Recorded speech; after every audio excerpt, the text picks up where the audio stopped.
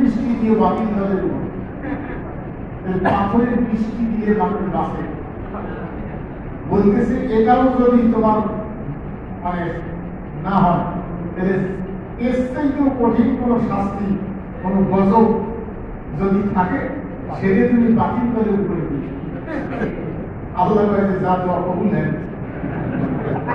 আবু জেহেল আল্লাহর ঘর তপ করতে গিয়ে এই দোয়া করছিল না। আমাদের দেশের দীর্ঘ শৈল শাসক, এটা হল সূরা আনফাল 32 নম্বর 9 নম্বর সূরা আনফাল।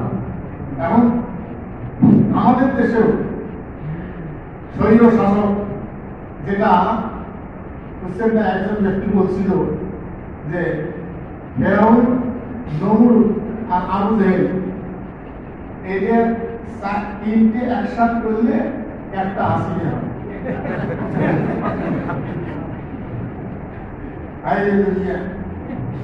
আবু জেহেল দোয়া করছিল আল্লাহর কাছে।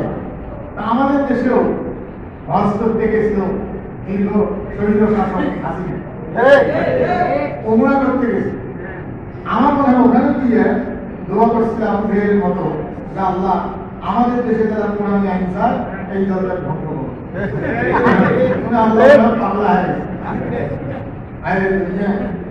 সম্মানিত ভাই, তাহলে আবু জেহেলের আকিদা হল আল্লাহ হল স্রষ্টা, তার দায়িত্ব হল সৃষ্টি করা, আর জমিন পরিচালনা করার দায়িত্ব আমাদের। এখানে আল্লাহর কোনো অধিকার নাই। এর নাম হলো আবু জেহেল।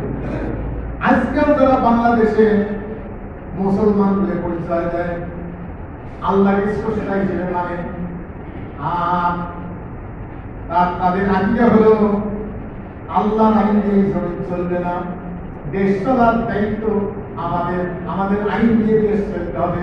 এরা হলো আবু জেহেলের অনুসারী।